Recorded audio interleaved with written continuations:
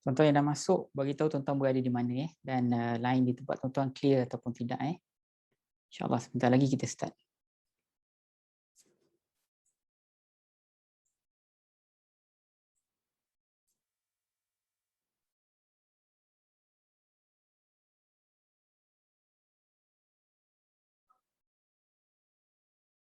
Silakan jemput masuk.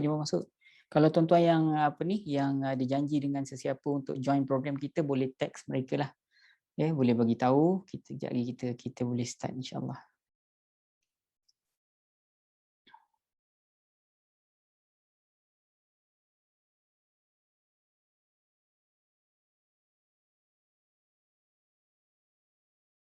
Silakan tuan-tuan, silakan.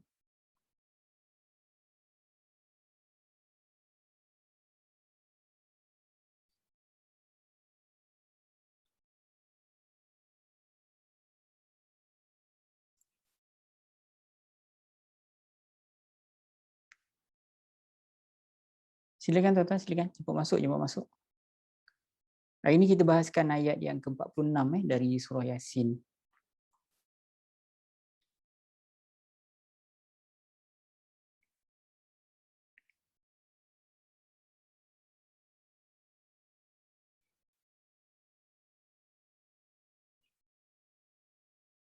Silakan tuan-tuan, silakan.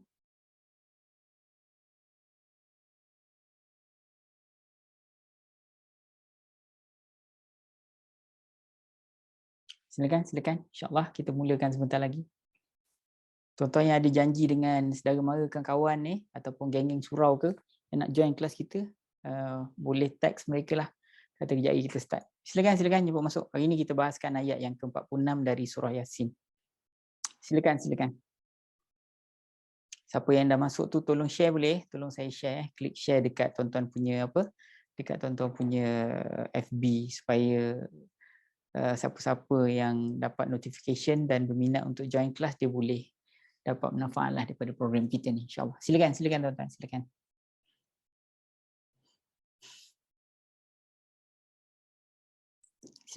Silakan jemput masuk.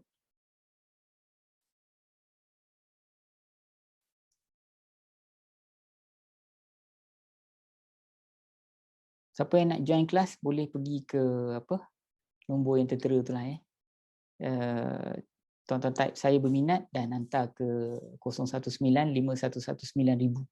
Iaitu kita akan jelaskan pada tuan-tuan daripada awal tuan-tuan belajar kita guna WhatsApp pengajian kita tu.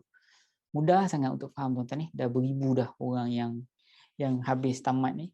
Bila tuan-tuan dah tamat kita akan ajar gunakan bahasa Arab gunakan bahasa Arab. Saya tafsir ayat guna bahasa Arab ni, saya ngajar kita i'rab pun guna bahasa Arab juga. Silakan.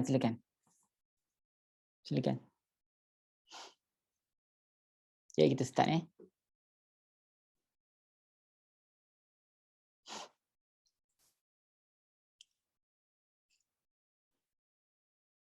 Baik tuan-tuan, insya-Allah kita slow-slow kita mulakan majlis kita sama-sama membaca Ummul Kitab iaitu surah Fatihah. Kemudian kita doa, mudah-mudahan Allah memudahkan kita, Allah tambah hidayah kita tuan-tuan Al-Fatihah. A'udzubillahi minasyaitonirrajim. Bismillahirrahmanirrahim. Alhamdulillahirabbil alamin. Arrahmanirrahim. Maliki yaumiddin. Iyyaka na'budu wa iyyaka nasta'in. Ihdinas siratal mustaqim. Siratal ladzina an'amta 'alaihim ghairil maghdubi 'alaihim waladdallin. Amin. A'udzu billahi minasyaitonir rajim. Bismillahirrahmanirrahim. Alhamdulillahi rabbil alamin. Assalatu wassalamu ala asyrafil anbiya'i wal mursalin wa ala alihi wa ashabihi ajma'in. Allahumma arhamna bil Qur'an waj'alhu lana imama wa nura wa hudan wa rahmah. Allahumma dhakkirna minhu ma nusina wa 'allimna minhu ma jahilna warzuqna tilawatahu ana al-laili wa atrafan nahar waj'alhu lana hujjatan ya rabbal alamin. Allahumma aftah alaina hikmataka wa anshur alaina min khazaini rahmatika ya arhamar rahimin. Allahumma rabbana shrah lana sudurana wa yassir umurana wahlul 'uqdatam min alsinatina yafqahu qawlana. Walhamdulillahi rabbil alamin. Amma ba'd. Baik, tuan-tuan dan puan-puan yang dirahmati Allah sekalian, Allahumma salli ala Muhammad wa ala ali Muhammad. Hari ini kita akan bahaskan ayat yang baru, ayat yang ke-46 dari surah Yasin. Ya. So format pengajian kita mudah aja untuk pelajar baru. Kita baca ayat, ya. Kemudian saya cuba pastikan tuan-tuan faham apa maksud terjemahan ayat tu. Ya. Dan kemudian bila tuan-tuan dah faham makna dia, baru kita pergi kepada apa mesej yang Allah Ta'ala nak sampaikan dalam ayat tu. Itu kita panggil sebagai penafsiran lah, tafsiran daripada ayat ni. Sebenarnya apa yang Allah Ta'ala nak. Jadi benda tu sebenarnya tuan-tuan boleh keluarkan apa yang tuan-tuan rasa melalui ayat tu. Dan selalunya jaranglah salah. Ya, tuan-tuan mesti akan keluarkan apa yang kesesuaian dengan ayat tu, apa kehendak Allah daripada ayat tu kan. Tu jarang salah tuan-tuan. So tuan-tuan boleh bagi juga pandangan tuan-tuan, apa yang saya keluarkan tu biasanya apa yang saya tengok daripada ayat tu dan pengalaman kita melalui ayat-ayat yang lain jugalah. Okey, walaupun begitu tuan-tuan tak ada masalah untuk bagi pandangan ya. Alright. Ni ayat kita hari ni, ayat yang ke-46 ayat yang ke-46. Baik. Bentar ya. Wa ma ta'tihim. Okey. Saya baca tuan-tuan puan-puan semak nanti saya besarkan sikit. Tuan-tuan yang tak ada Al-Quran di tangan pun tak apa. Okey, a'udzubillahi minasyaitonirrajim.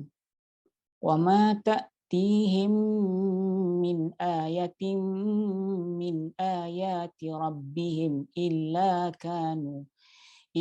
kanu anha mu'ridin. Tu ya. Tengok makna dia apa. Wa ma ta'tihim min ayatin min ayati rabbihim.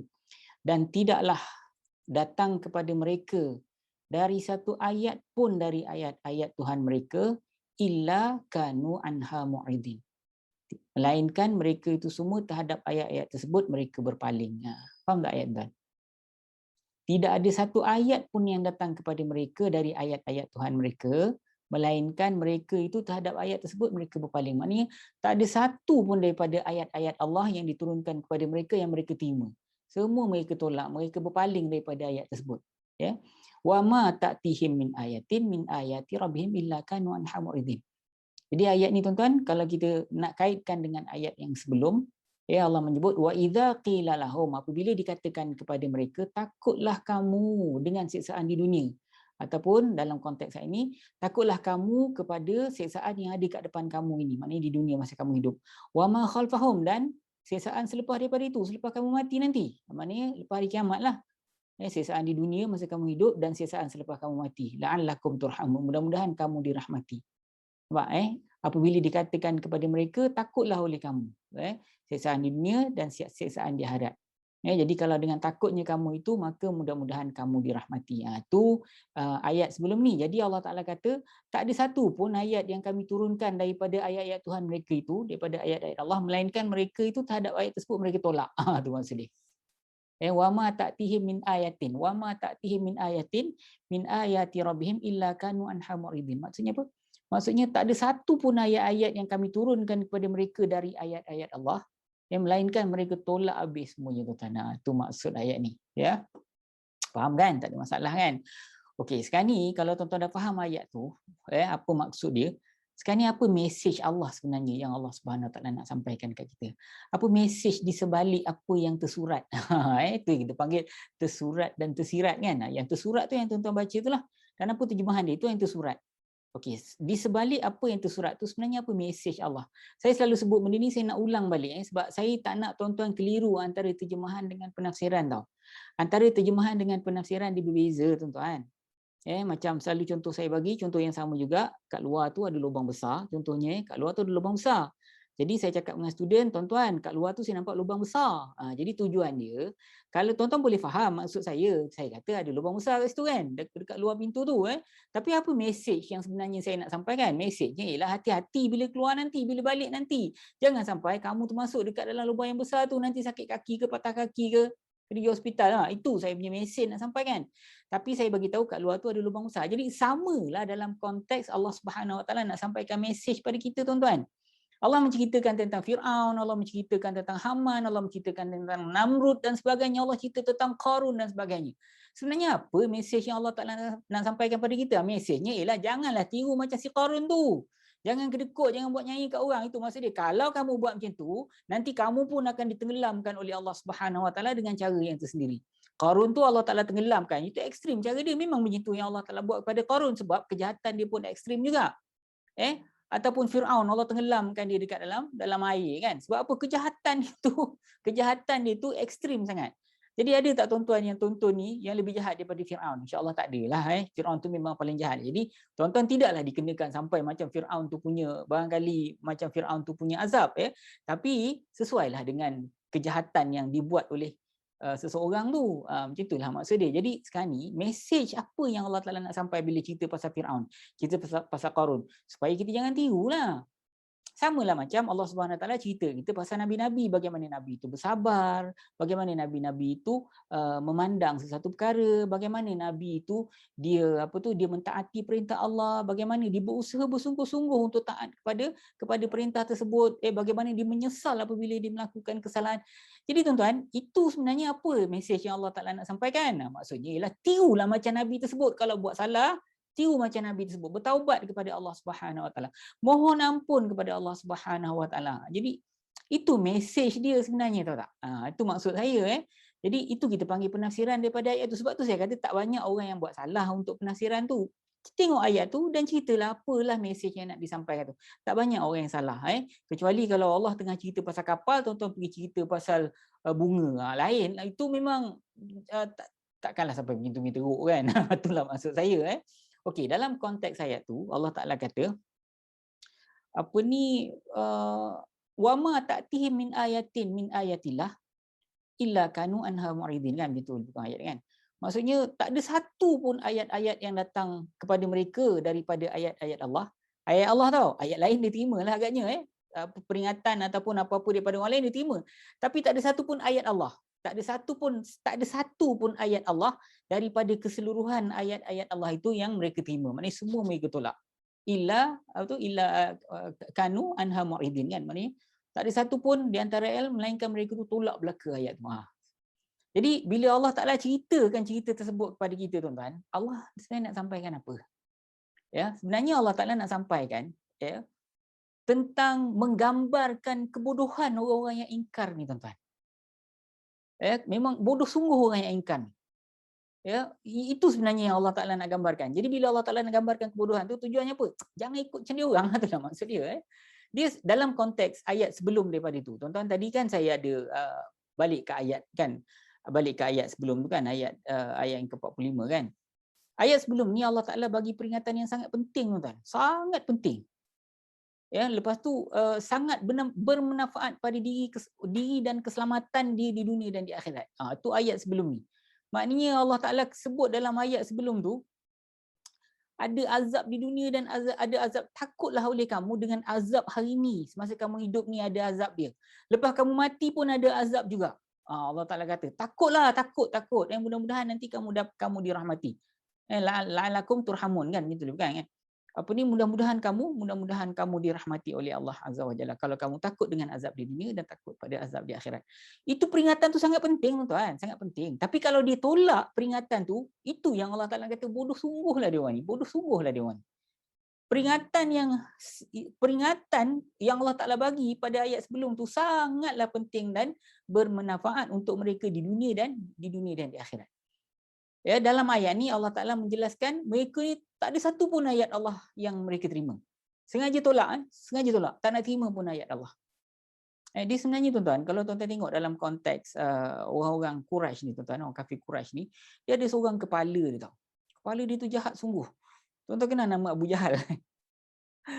Abu Jahal ni, tuan, dia ni sebenarnya suku yang lain berbanding dengan suku Rasulullah. Jadi dia ni geram je dekat Rasulullah. Sebab dia ni daripada dulu, masa zaman jahiliah pun, bangsa suku dia dengan suku Rasulullah ni duk bersaing lah, dia bersaing.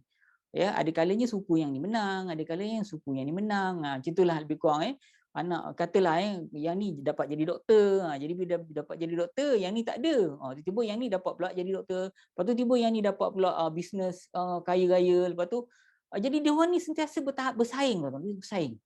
Tiba-tiba susu galur Rasulullah SAW ni Tiba-tiba dapat seorang jadi nabi. Jadi sebab tu Abu Jahal ni dia cukup bengang tentang Rasulullah. Dia paling bengang. Dan sebab tu Rasulullah panggil dia Abu Jahal. Dia sebenarnya nama asal dia, gelaran nama dia bukan Abu Jahal tau.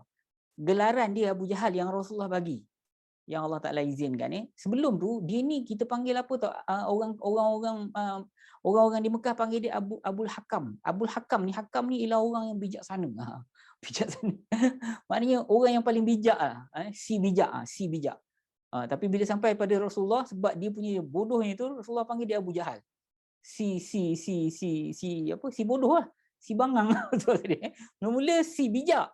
Kemudian disebabkan oleh ditolak perintah Allah, dia tolak ajaran Rasulullah SAW disebabkan oleh alasan yang memang tak munasabah, dia dipanggil dengan panggilan si bodoh. Sampai hari ni kita panggil dia si bodoh. Sampai sekarang ni orang panggil dia Abu Jahal. Dan dia tu dalam neraka, Allah alam, dia tu ialah Fir'aun pada zaman Rasulullah SAW, yang pernah diberi sebagai gelaran begitu. Punyalah jahatnya. Jadi Allah Subhanahu Wa Taala nak tunjukkan betapa bodohnya mereka itu. Mesej ataupun ayat yang Allah Ta'ala bagi itu untuk keselamatan mereka, tak ada satu pun dia terima, semua ditolak. Semua ditolak. Habis semua ditolak. Tak ada satu pun yang dia nak terima. Sebab apa dia tak terima? Ada macam-macam sebab lah. Dan sebab yang antara sebabnya ialah sebab benda tu datang daripada Muhammad SAW.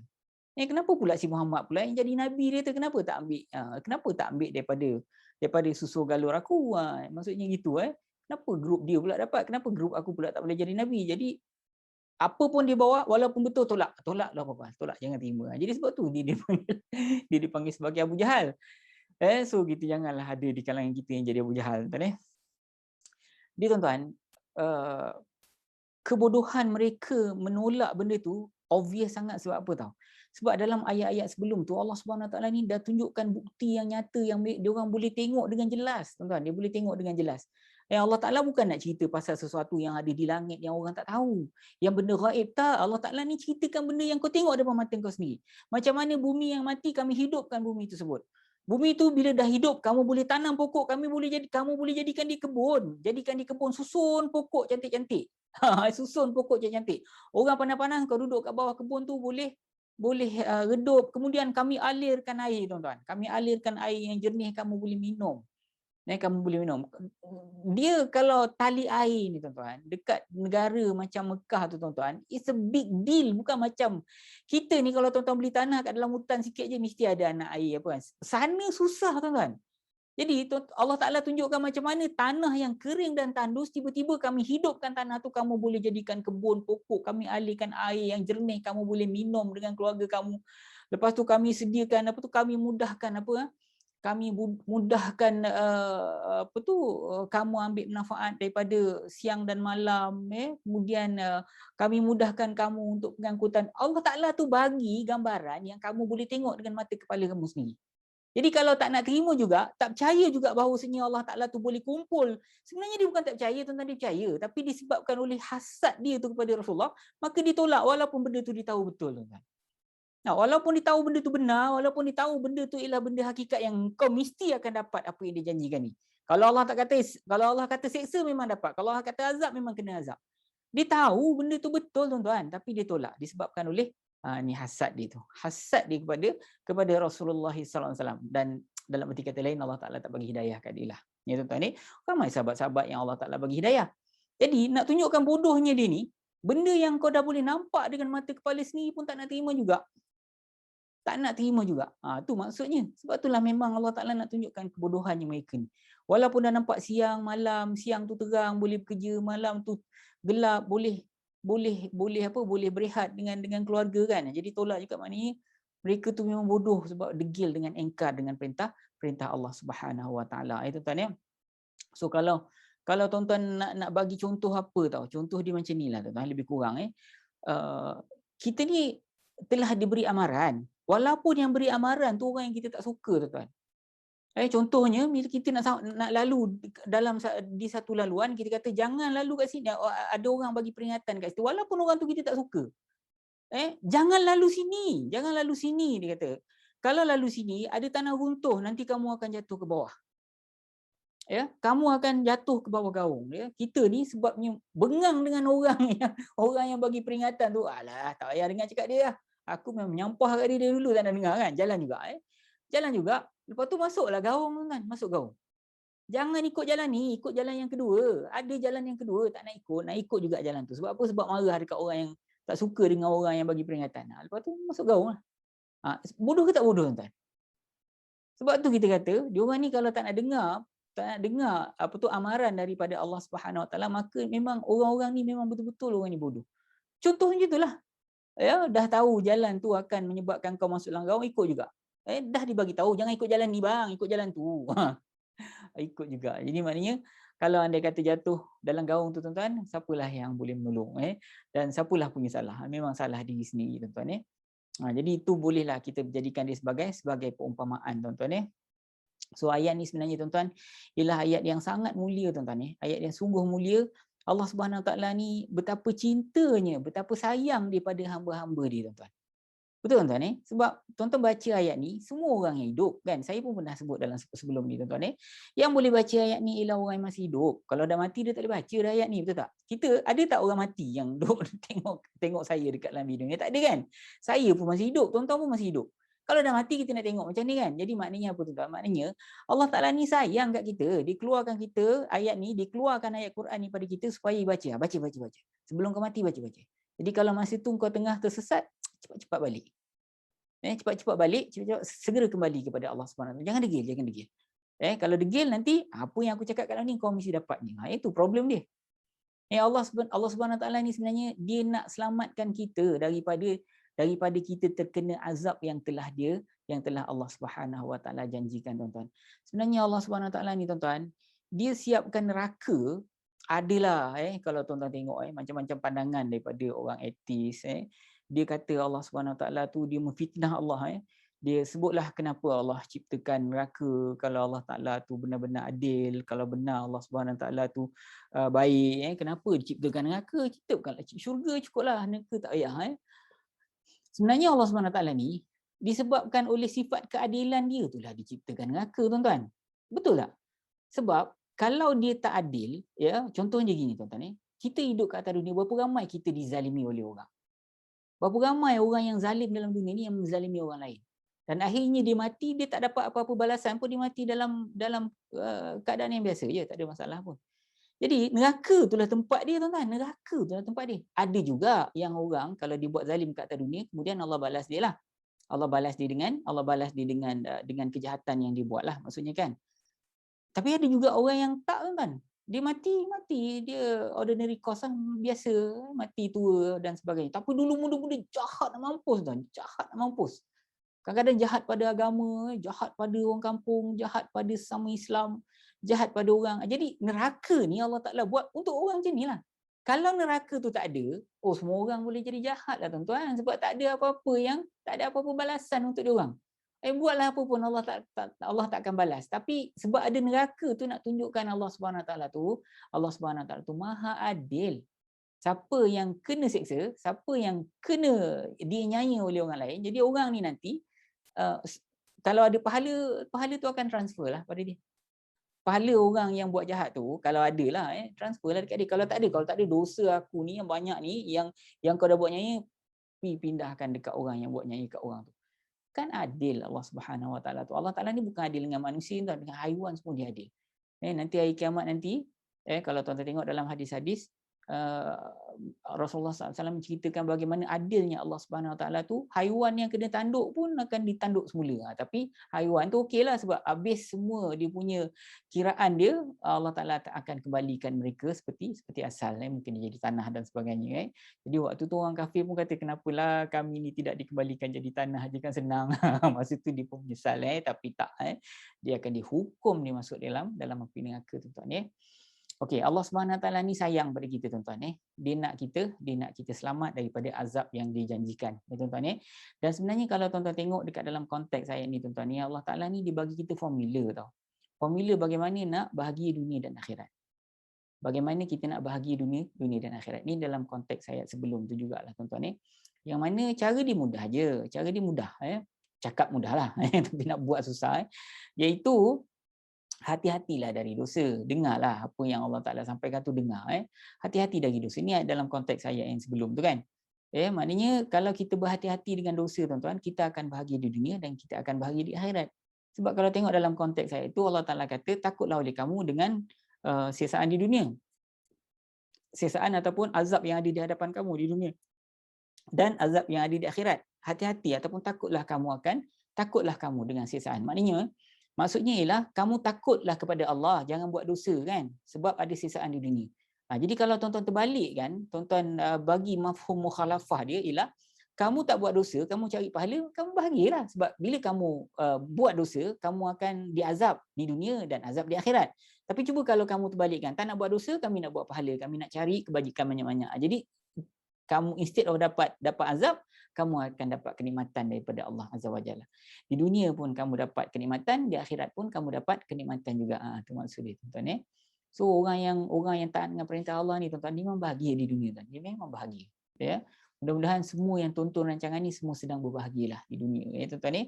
Mungkin kita tak kaya lah seperti orang yang kita kenal yang kaya-kaya tu kan, tapi belum tentu dia bahagia kan. Tapi kita ni walaupun berada seperti mana kita berada sekarang ni, kita happy, keluarga kita tak ada masalah. Kalau ada masalah sikit tu biasalah, kita pun selesaikan pelan-pelan dan kita bersyukur apa yang kita ada. Itulah kebahagiaan nama dia, tuan-tuan.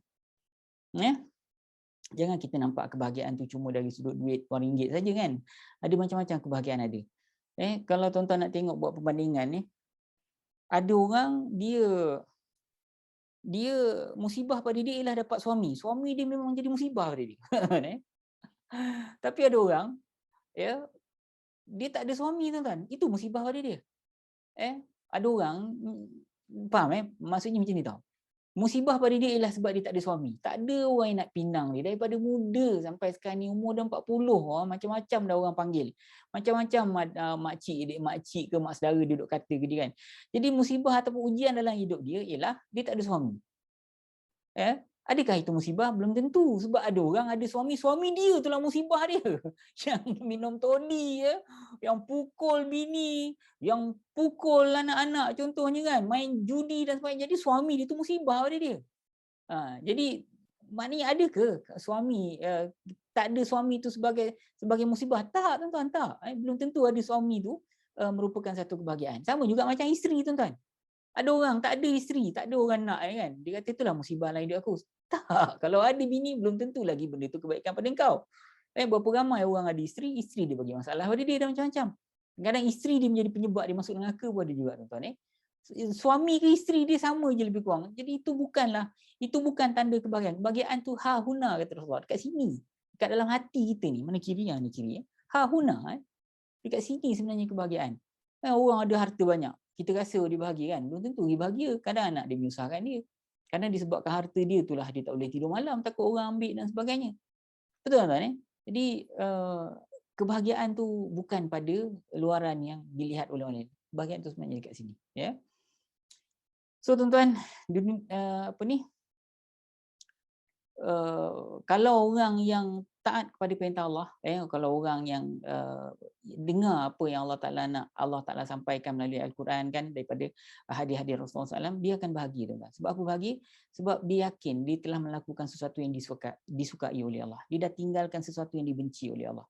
Dia telah lakukan sesuatu yang disukai oleh Allah Azza wa Jalla. Dia akan berbahagia di dunia sekurang-kurangnya kerana itu. Di akhirat apatah lagi, tuan-tuan, kebahagiaan hakiki ialah di akhirat apabila dia dapat masuk ke dalam syurga, dan yang paling bahagia sekali apabila dia dapat bertemu dengan Allah Subhanahu Wa Taala. So apa formula dia? Formula dia senang saja. Cakap senanglah, nak buat susah kan? Hati-hati dengan dosa. Bila tuan-tuan berhati-hati dengan dosa, tinggalkan dosa tersebut, maka tuan-tuan akan bahagia di dunia, dan insya-Allah di hari akhirat juga Allah akan masukkan tuan-tuan dalam syurganya, insya-Allah. So jom kita tengok dari segi teknikal apa yang kita boleh ambil dalam konteks ayat ini, tuan-tuan ya. Alright, ni. Kita tengok, kita pisahkan rangkap ni. Wa ma ta'tihim min ayatin min ayati rabbihim. Kita bolehlah dekat sini dua rangkap. Kita boleh kata gitulah. So sekali lagi saya terjemahkan, dan tidaklah datang kepada mereka dari satu ayat pun dari ayat-ayat Tuhan mereka, melainkan mereka itu terhadap ayat tersebut mereka berpaling. Itu dia ya. Okay, kita tengok rangkap yang ini dulu, apa yang kita boleh ambil dari sudut teknikal ya. Alright, kalimah yang pertama wa, tuan-tuan ni. Kalimah yang pertama ialah kalimah wa. Okey, wa makna apa, tuan-tuan? Dan kan. So ini ialah haraf ataf, haraf penyambung cerita. Kita dah bahas pada ayat sebelum ni tentang haraf ataf, so kita tinggalkan. Okey, ni ma, ma maknanya tidak dekat sini. Tuan-tuan, ma sebenarnya dalam Quran ada 3 jenis tau. Ma sebenarnya ada 3 jenis. Jadi kalau tuan-tuan guna kamus Al-Furqan, insya-Allah tuan-tuan tak ada masalah. Sebab apa tahu? Sebab dalam kamus Al-Furqan ni di bawah kalimat ma tu akan diterjemah terus. Jadi tuan-tuan tahu ma ni jenis yang mana. Sebab ma ni ada 3 jenis. Kalau tuan-tuan pergi dalam kamus biasa, tak kira kamus Oxford ke, kamus Marbawi ke, dia akan tunjuk ketiga-tiga makna. Cari mim, mim alif, mim alif, mim mim mim mim mim, mim alif kan, ma kan. Dia akan bagi 3 makna. Sebenarnya ketiga-tiga ni dia lain kategori. Ma yang pertama maknanya apa yang tau. Apa yang ni dia isim. Dia isim mausul kita panggil. Isim yang mewakili. Dia mewakili sesuatu. Ma jenis yang kedua ialah isim tanya. Apakah ma? Pernah dengar? Ma ismuka? Apakah nama kamu kan? Itu ma isim tanya. Isim juga. Yang ketiga ma haraf nafi. Tidaklah. Tidaklah. Jadi dalam konteks saya ini tuan-tuan, cuba kita tengok. Ni ma masuk dalam kategori yang mana? Tengok. Cara dia tengok terjemahan dia. Maknanya tidak apa. Ini ialah ma haraf nafi tuan-tuan. Ni ma haraf nafi. Sebab tu saya nak tuan-tuan semua, tuan-tuan boleh apa? Boleh download kita punya kamus Al-Furqan supaya tuan-tuan tak ada masalah dari segi terjemahan sepatah-sepatah. Kemudian takti maknanya ia datang. Apa yang datang ni? Takti ni she tau, she yang datang. So she ni rujuk siapa, pada apa? Siapa yang datang ni? Yang datang ni cuba tuan-tuan tengok, tuan-tuan mesti faham tau. Dan tidaklah datang kepada mereka dari satu ayat pun dari ayat-ayat kami. Apa yang datang tuan-tuan? Ayat ni lah. Jadi sebab tu ayat ni dia she tau. Ganti nama diri yang tersembunyi dekat dalam takti ni dia she. Dan cara nak cari ganti nama diri tersembunyi kita belajar pada peringkat yang pertama tuan-tuan. Pada peringkat yang pertama. Ini kalau tuan-tuan belajar dengan Al-Furqan, tuan-tuan tahu ayatin itu dia ialah kalimat isim. Kalimat isim. Sebab tu ada tin kan, bari dua kan, dan bari bawah. Okay. Kemudian jantina dia muannas. Sebab apa? Ayah. Kan ada ta marbutah, tengok balik ayat ni. Tengok kalimat ayatin. Ni tengok ni. Kan ada ta marbutah ni. Yang pertama di isim. Betul tak? Di isim. Mana kita tahu isim ni ada tanda tanwin dengan baris bawah ni. Bila kita tahu di isim, kita pindahkan ke diagram yang kedua. Kita dah tahu ayatin tu merupakan kalimat isim dengan tanda dia kan ada tanwin dan baris bawah kan. Okey. Kemudian pindahkan diagram yang kedua. Kita nak tahu ayatin tu jantina kalimat tu apa, jumlah dia apa dan ganti nama diri dia apa. Tahu okey. Jantina kalimat ayatin tu ialah muannas. Sebab apa muannas? Sebab ada ta marbutah kat ujung dia. Ingat tak tadi? Ayah. Ayah kan ada ta marbutah kat ujung dia. Okey, jumlah dia mufrad ke jamak? Mufrad. Sebab ayat, maknanya satu ayat. Tidaklah datang satu ayat pun daripada ayat-ayat Allah. Ayat yang kedua tu baru dijamak. So kalimah tu ialah kalimah singular, kalimah mufrad. Jantina kalimat tu muannas, jumlah dia satu. Ganti nama diri yang keberapa? Diisimkan. Kalau isim secara automatik ganti nama diri ketiga. Itu kita akan jelaskan kalau kita masuk kelas kita. Automatik ganti nama diri yang ketiga. Jadi bila ayatin itu, kita kata dia ganti nama diri yang ketiga, baru kita pindah diagram yang terakhir ni tuan-tuan. Jadi kalau diagram yang terakhir ni, tadi tuan-tuan kata dia ketiga kan. Bila ketiga terus tuan-tuan pergi ketiga. Kalau tuan-tuan kata kedua, pergi kedua lah. Kalau pertama, pergi pertama lah. Okey, kalau isim ni memang secara automatik ganti nama diri yang ketiga. Kalau automatik tak payahlah tanya, kenapa ketiga Ustaz? Automatik. Tak payah tanya. So dia ketiga. Isim automatik ketiga. Kalimah ayat ke, kalimah Allah ke, kalimah masjid ke, kalimah bulan ke, dia ialah ganti nama diri ketiga kalimat isim. Tadi kita kata ayatin tu jantina kalimat tu muzakkar ke muannas. Ingat tak tadi ada ta marbutah? Muannas Ustaz. Okay, jumlah dia satu ayat ke banyak ayat? Mufrad ke jamak atau singular ke plural? Singular Ustaz, satu ayat. Jadi ganti nama diri dekat dalam kalimah ayah itu tadi ialah she ataupun hiya. Dalam bahasa Arab hiya. Bahasa Inggeris she. Kalau bahasa Melayu dia lah. Dia ni kita tak boleh guna sangat sebab dia ni muzakkar pun dia, muannas pun dia. Tapi kalau bahasa Inggeris, bahasa Arab okey. Bahasa Arab kalau she tu hiya tau. Jadi ganti nama diri yang tersembunyi dalam kalimah ayah ini ialah hiya tau, she. Jadi bila kata dan tidaklah she datang kepada mereka, she ni rujuk pada siapa? She ni rujuk kepada ayah ni. Ayat ni, satu ayat ni. Okey, sekarang ni tuan-tuan tengok, insya-Allah tuan-tuan mudah faham. Okey, dengar elok Wa dah settle, ma dah settle, takti. Okey, takti ni apa makna dia? Okey, ini maknanya ialah ia datang. Okey, ia tu she ke he? She Ustaz. Ia datang tu, ia tu refer pada muannas she. Sebab tu saya letak p kat sini. Ini menunjukkan dia muannas Okey, sekarang ni kalau tuan-tuan jumpa kalimat fa'il, tuan-tuan akan belajar pada peringkat kedua tau. Peringkat kedua ni tengok sini Bila jumpa saja kalimat fa'il, kalimat perbuatan, kena tahu apa ganti nama diri dia. She ke, he ke, them ke, tak kira Kemudian ganti nama diri tu dirujuk pada siapa? Kemudian ada atau tidak maf'ulun bih. Okey, kita tengok Kita buat seperti mana yang ada dekat dalam diagram ni Okey. Sekarang ni kita jumpa di kalimat fa'il kan, kita tahu dia fa'il mudhari'. Okey, soalan pertama, apa ganti nama diri dalam ni? She, Ustaz. Soalan kedua, she ni rujuk kepada siapa? She ni rujuk kepada ayah. Nampak? Jadi kalau tuan-tuan nak kata she ni rujuk kepada ayah, ayah ni pun ni she juga. Yes. Ayah ni pun she juga. Ayat ni. Contoh dia gini tuan-tuan, saya bagi tuan-tuan contoh dalam bahasa Inggeris tau. Okey, katalah Ali and Fatimah were walking, then she left. She left, dia pergi. Ali and Fatimah were walking tau, dia berjalan. Then she left, dia pergi. She left tu kalimat fa'il tau, dia cabut pergi kan. Itu kalimat muannas tuan-tuan. She left kan. Kalau saya tanya tuan-tuan, Ali and Fatimah were walking, then she left. Yang left tu Ali ke Fatimah tuan-tuan? Of course tuan-tuan akan kata Fatimah. Saya tak kata Fatimah left, tapi tuan-tuan tahu Fatimah left. Kalau saya tanya mana hang tahu Fatimah left ni, aku tak cakap Fatimah. Tu Ustaz kata she left tu, she tu must refer to someone she lah. So Fatimah dengan Ali tu, dalam Fatimah yang ada she, jantina dia muannas, jumlah dia seorang, ganti nama diri ketiga. Ganti nama diri tersembunyi dalam Fatimah ialah she. Jadi bila kita kata she left, automatik kita tahu yang left tu ialah Fatimah. Faham tak? Tapi kalau Ali and Fatimah were walking, then he left. He left. Waktu tu siapa left? Saya tanya. Fatimah ke Ali? Of course tuan-tuan akan kata Ali yang left. Sebab apa? He left. Dalam he left tu ada he, nampak? Jadi itu yang terjadi dekat dalam ayat ni tuan-tuan. Nah, yang itu yang orang Melayu kata bahasa Arab ni susah, tapi tak adalah susah mana pun. Bila tuan-tuan jumpa kalimat fa'il, tuan-tuan kena tahu apa ganti nama diri dekat dalam ni. She, Ustaz.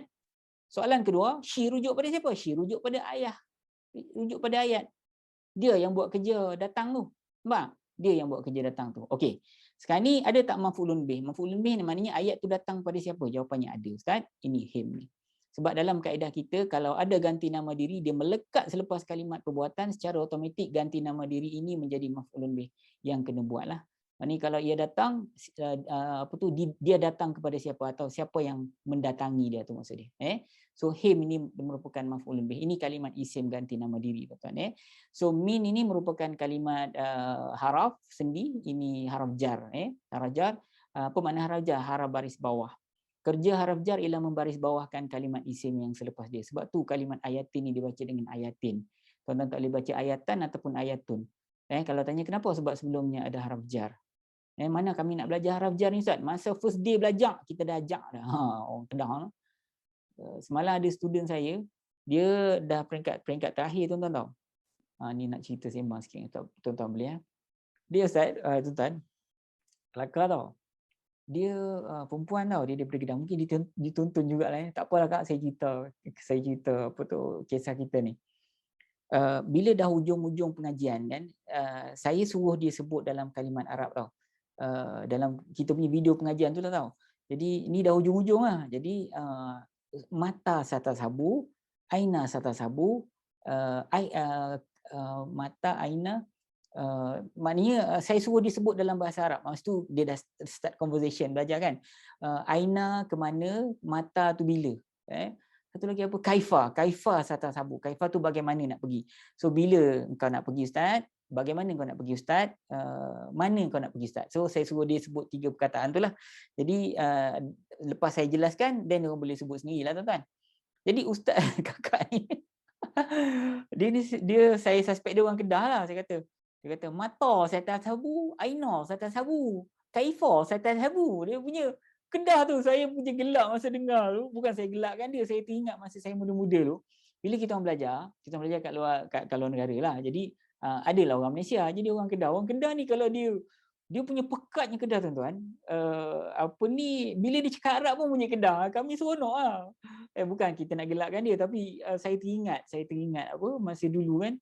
Jadi bila saya dengar Ustaz mata sata sabu, Ustaz aina sata sabu, Ustaz kaifa sata sabu, saya kata alhamdulillah jawapan tu betul. Saya respon lah dengan jawapan dia. Kemudian saya bagi voicemail kat dia. Kak, saya teringatkan kawan saya dekat luar negeri dulu masa belajar. Kalau orang Kedah dia cakap Arab pun bunyi Kedah. Saya kata kan. Kakak tu, memang Ustaz. Kat saya memang orang Kedah. Astagfirullahaladzim. Okey Ustaz. Itulah ceritanya. Okey. Kita balik ke ayat kita. Sikit lagi tuan-tuan. Sabar. Sikit lagi.